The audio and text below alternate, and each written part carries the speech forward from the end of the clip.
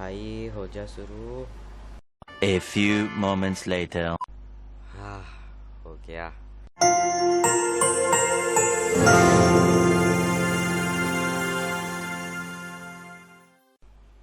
Guys मैं बताता हूँ, जब कंप्यूटर इतना स्लो चलता है ना तो ऐसा गुस्सा आता है कि मन कुछ ऐसा करने का करता है।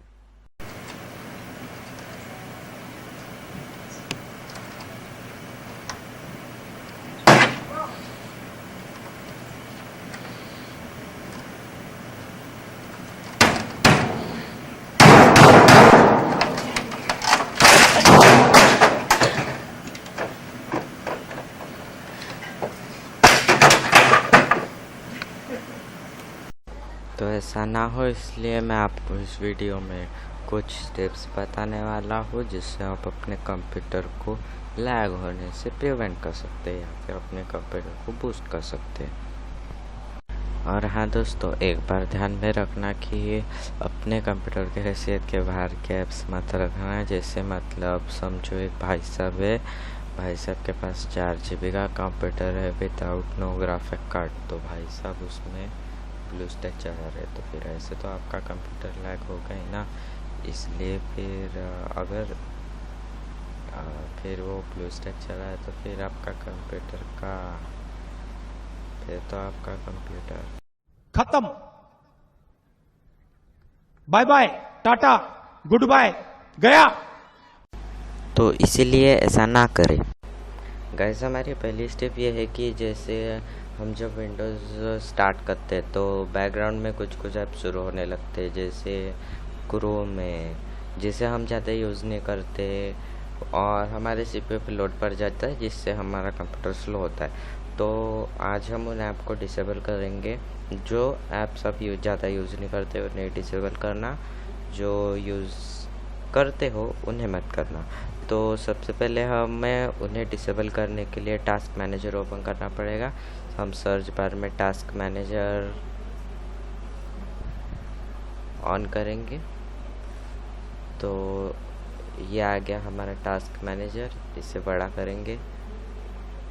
टास्क मैनेजर ऑन होने के बाद हमें स्टार्टअप ऑप्शन में जाना है।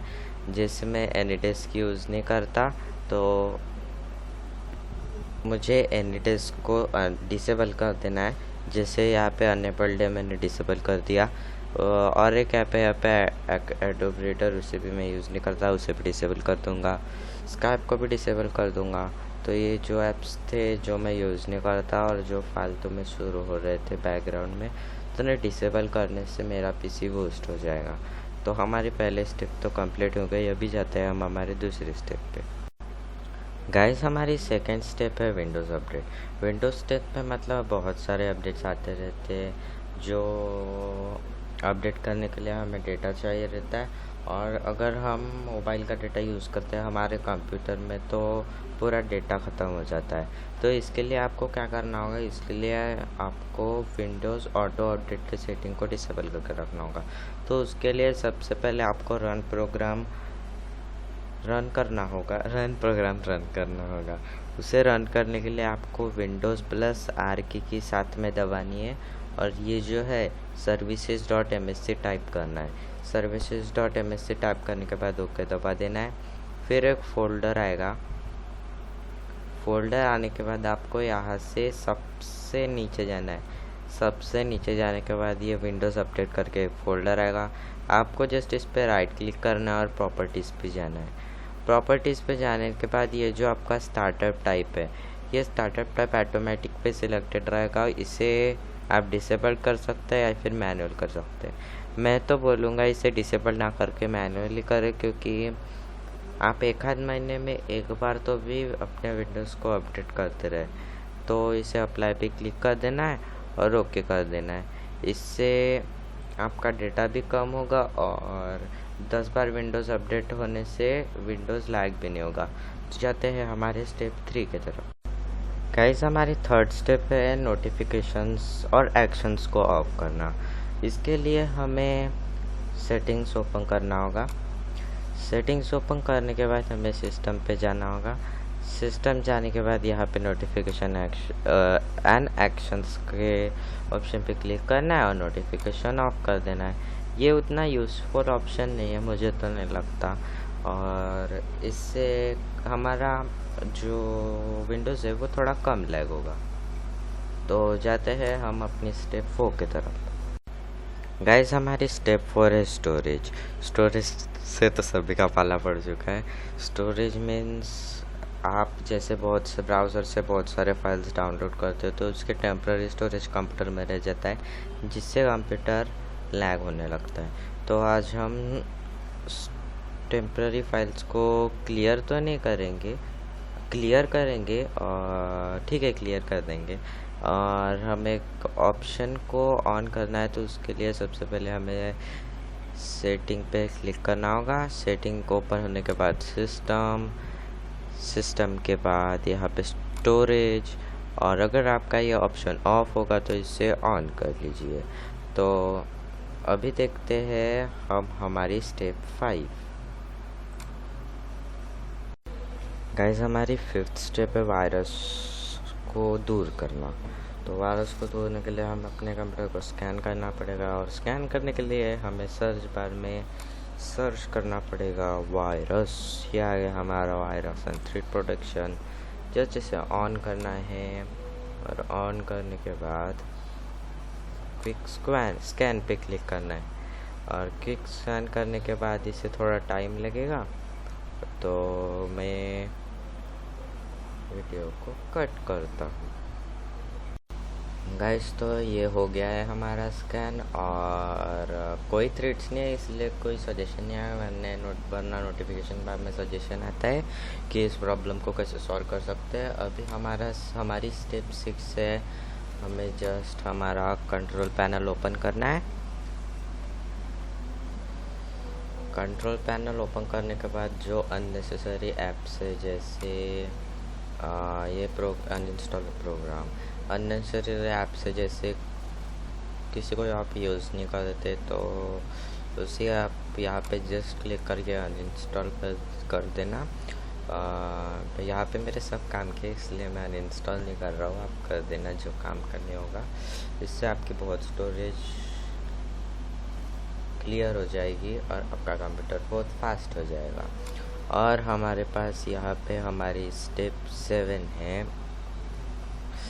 हमारी स्टेप 7 है कि हमें डिस्क क्लीनअप में जाके हमारे डिस्क को क्लीन करना है। तो सबसे पहले हमें सर्च बार में डालना है डिस्क क्लीनअप। ये जो ऐप है, आपको इस पर क्लिक कर देना है, ओपन कर देना है। कोई भी डिस्क सिलेक्ट करना है, ओके दबाना है। ओके दबाने के बाद एक फोल्डर ओपन हो जाएगा, और ये जस्ट आ गया।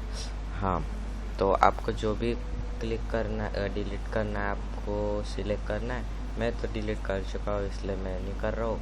और आपको जैसे रिसाइकल बिन क्लीन करना है, टेम्पररी इंटरनेट फाइल्स क्लीन करना है, प्रोग्राम फाइल्स, आपको ओके पे क्लिक कर देना है। इसलिए मेरे पहले ही हो चुके हैं, इसलिए मैं नहीं करूँगा।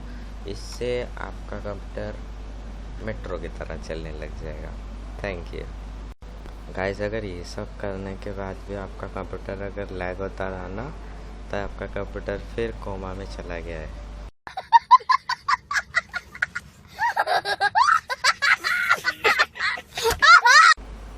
गाइस, तो उससे फिर सुधारने के लिए आपको बस एक ही काम करना पड़ेगा। आपको पहले सेटिंग्स ओपन करनी पड़ेगी। सेटिंग्स ओपन करके आपको अपडेट एंड सिक्योरिटी में जाके पहले तो अपने विंडोज़ को बैकअप कर लेना है। ड्राइव ऐड करके बैकअप कर लेना है, और बैकअप करने के बाद आपको अपने कंप्यूटर को करना पड़ेगा रीसेट। जी हाँ, आपको आपके कंप्यूटर को रीसेट करना पड़ेगा। और सबसे पहले ये ज़रूर देख लेना कि आपका हार्डवेयर और साउंड चेक कर लेना एक बार। हार्डवेयर और साउंड नहीं, सिस्टम सिक्योरिटी।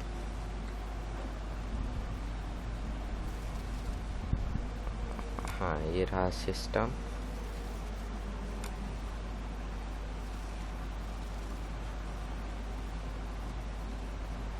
सिस्टम में जाने के बाद 1 मिनट ओपन हो रहा है। सिस्टम में जाने के बाद यहाँ पे ये सब देख लेना है, और रीसेट करने के बाद आपका पीसी या लैपटॉप पूरा नए के समान हो जाएगा। इसलिए आपको ये नहीं करना, मीन्स आपको अगर आपका पीसी कोमे में चला गया तभी ये करना, वरना मत करना। तो कोई नहीं, चलो बाय। उससे आपका पीसी एकदम नए समान हो जाएगा। चलो फिर।